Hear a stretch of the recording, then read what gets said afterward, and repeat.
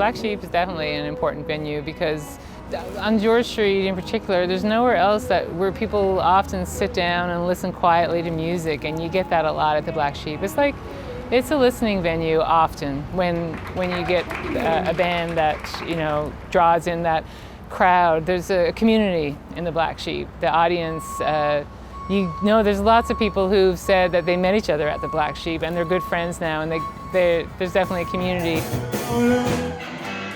We're going down. We're going down, down. Hey.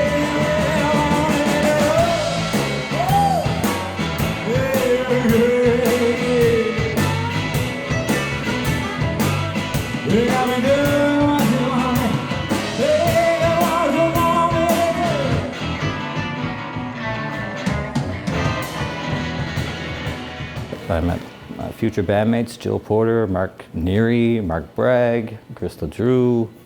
And I met most of them that first night or in those first couple of weeks that I came to St. John's, you know. So yeah, I've got so much, you know, I kissed my wife behind here for the first time ever. So yes, it has a lot of history, which is nice. That made it the transition from the original Black Sheep on Water Street, because everybody loved that, and that had a real magic because it was so small and always just the right people, and everybody loved it so much. They're like, no, you don't want to move the bar. But it was easier to come here with at least we have some history here. Donnie and I just love the old Fat Cat, so much so that we took it over in April 2019.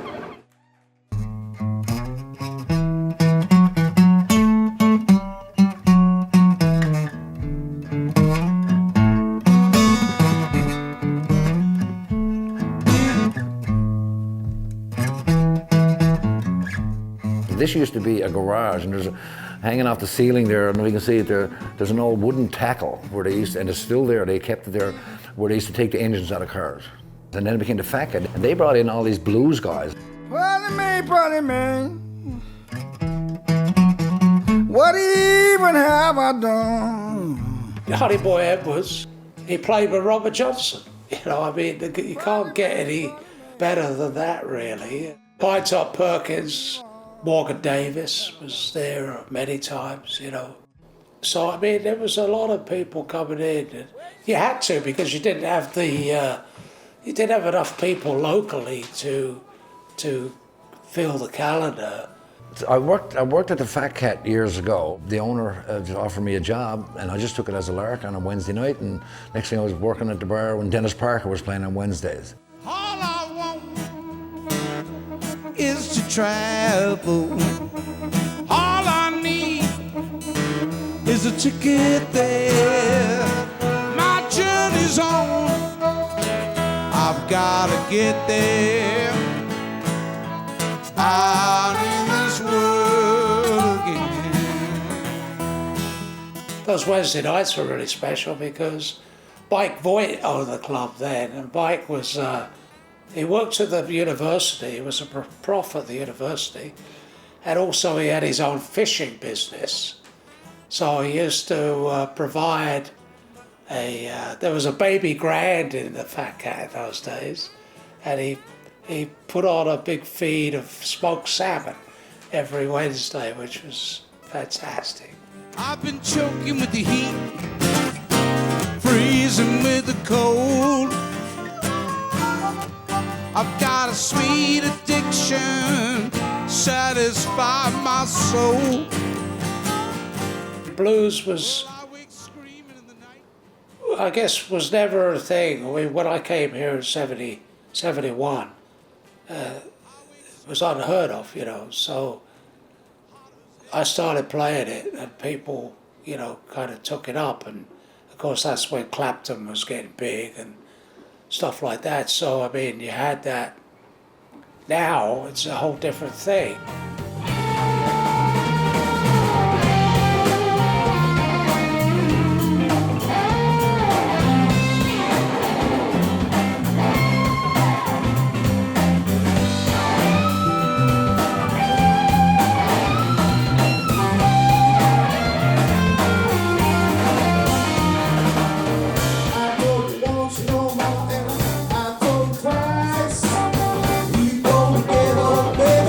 Right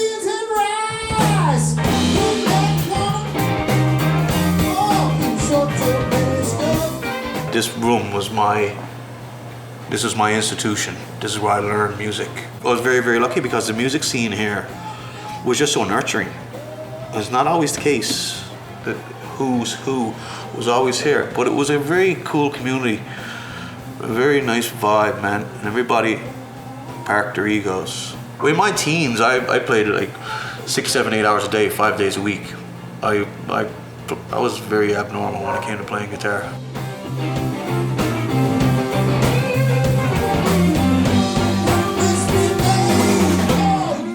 I never thought for a minute ever that I'd be contemplating in my head, what would I have, if I had to choose, what would I choose, walking or playing guitar? I just wanted to walk, man. You know, I couldn't walk. I was dragging my toes. Well, my limbs are not doing what my brain's telling them to do. I lost 2 or 3 guitar chords, couldn't play guitar. Turns out I had bulging discs. And what that means is the vertebrae shift and it compresses your spinal cord. And so I went and had some surgery, bippity-bop, a couple of shiny new pieces in there. Guitar playing came back really fast, but I didn't know if I was gonna ever sing again. Because the surgery, instead of traditionally going in here, my surgeon went in through front. Yeah, and it took me almost 10 months or more before I could sing a note. It was over a year since I plugged in my Strat, and I came down here for the Sunday night jam. Yeah, I don't know what it is, man. Sometimes it's a combination of just reflective surfaces, right? You got some brick wall over there, you got backdrop, you got carpet, the height of the ceiling. Whatever it is, this room got mojo, let's say. A lot of mojo in this room.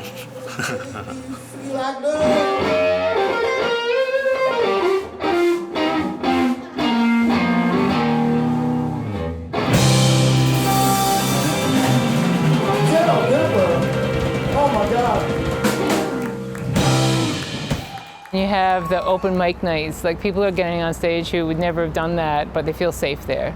They were always, I mean, some beautiful times down there, you know. Certainly great memories. I mean, this is a beautiful room. I love this room, and I love the musicians and the people that come here. But the real magic is in the transformation you see in people. You know, you often see people come in with a weight on their shoulders, and then the music starts, and you can see the difference. It's beautiful to witness, and the music does that, and this room is very special. So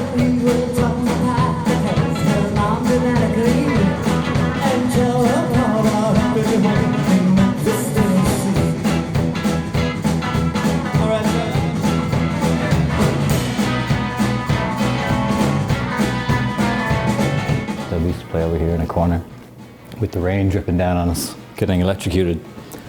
But we were making $50 a night back then. It was big money. For as Fat Cat or the Black Sheep to now, we're very fortunate to still have this room as an alternative on the street to everything else that's going on.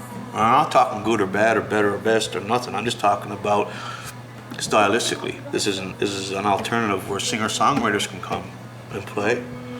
It's a musician's bar for sure.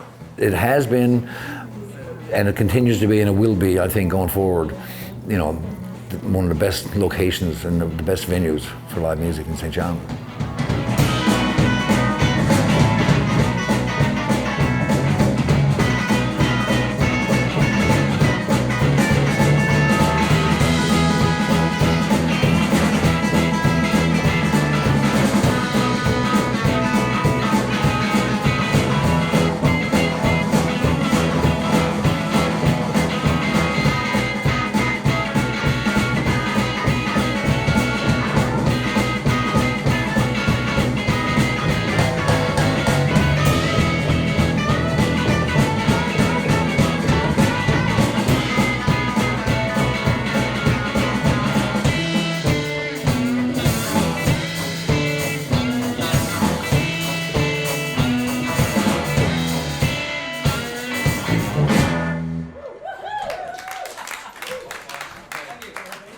Thank you very much, everybody. Thank you very much for coming.